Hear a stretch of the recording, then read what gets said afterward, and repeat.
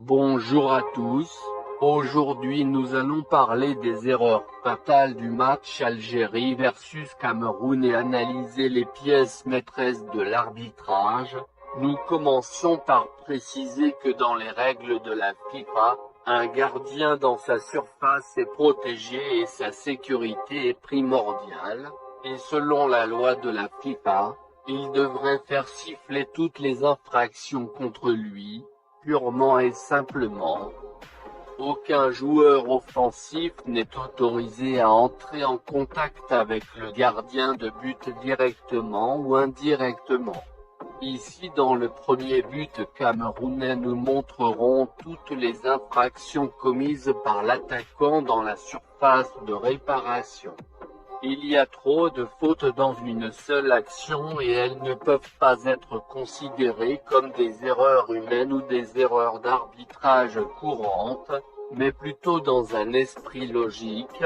Ces fautes sont délibérément ignorées et négligées par un arbitre de classe mondiale désigné par la FIFA et autorisé à arbitrer un match éliminatoire de haut niveau pour la Coupe du Monde.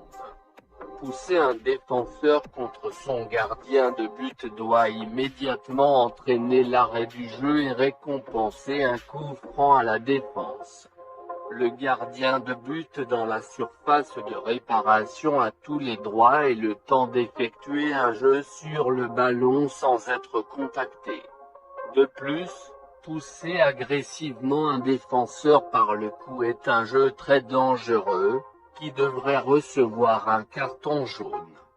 Un joueur offensif entrant en contact avec le ballon dans la main est automatiquement sifflé pour une infraction.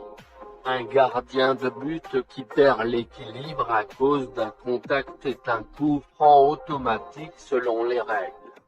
Après la mise en œuvre de la VAR, l'arbitre est tenu d'examiner toutes les actions douteuses qui mènent à des buts, mais ce n'était pas le cas dans cette action. Si le VAR ne fonctionnait pas pendant cette action, cela est considéré comme une erreur technique et relève de la responsabilité de la FIFA. Si tel est le cas, c'est un très bon point en faveur de l'Algérie. Une action visible à l'œil nu ne nécessite pas de révision VAR. Cependant, le VAR est tenu d'appeler l'arbitre pour révision s'il manque une action, comme cette main claire ici dans la surface de réparation. Nous pouvons clairement voir le contact avec la main sans aucune obstruction. Le ballon atterrit clairement dans son avant-bras. Cependant, cela est considéré comme une erreur courante de l'arbitre, à moins que, comme nous l'avons dit précédemment, le VAR ne fonctionne pas. Encore un bon point pour l'Algérie. Passons maintenant à un contact net dans la surface de réparation, et examinons comment le contact s'est produit et si le défenseur a touché le ballon ou le pied de l'attaquant. Basé dans l'espace du ballon et du pied de l'attaquant, il est impossible pour le défenseur d'entrer en contact avec le ballon, donc, c'est un penalty, il a fait trébucher l'attaquant. Encore une fois, où est le VAR ici? Dans cette prochaine action, nous examinerons une autre main évidente. Et encore une fois la question où était le VAR? Qu'a fait l'arbitre et pourquoi l'action n'a pas été examinée? Sous différents angles, nous pouvons voir clairement le ballon toucher la main du défenseur et même rester collé à la main pendant quelques secondes. L'arbitre n'était pas loin et sûrement, il l'a vu mais ignoré comme toujours. S'il a été appelé par la VAR et n'est pas allé, c'est une autre erreur fatale. Concluons maintenant avec le but de Slimani, et comprenons ce qui constitue une main selon les règles de la FIFA, et avec quelle partie du corps un joueur peut entrer en contact. Dans cette action démesurée, les règles de la FIFA ont été ignorées et plutôt pas appliquées comme elles le devraient. fondamentalement, une épaule et le haut de l'épaule ne constituent pas un contact illégal ni considéré comme une main. En observant à nouveau où le ballon a atterri et quelle partie du corps a touché le ballon. Dans cette action, Slimani s'est élevé alors que le ballon était en l'air, et il n'a pas levé le bras ou la main. Au-dessus de son épaule et sa tête inclinée. À plusieurs reprises, nous pouvons clairement voir la balle au-dessus de la partie du corps considérée comme une main dans les règles de la FIFA. Si nous voulons être très conservateurs à propos de cette action, le résultat ne devrait pas être concluant et le but devrait être accordé comme dans le jeu en direct. Utilisons un peu de bon sens et voyons si nous pouvons déterminer la trajectoire de la balle, et sous différents angles, voyons si nous pouvons déterminer que la balle a touché à 100% la main de Slimani. En se basant sur le mouvement du ballon après contact, on peut deviner le sens de déplacement du ballon dans les airs par rapport à la partie qui a touché le ballon. Et avec l'altitude de la balle, on peut assez conclure l'approximation, le mouvement de la balle loin du corps et dans quelle direction. Avis après la vérification VAR.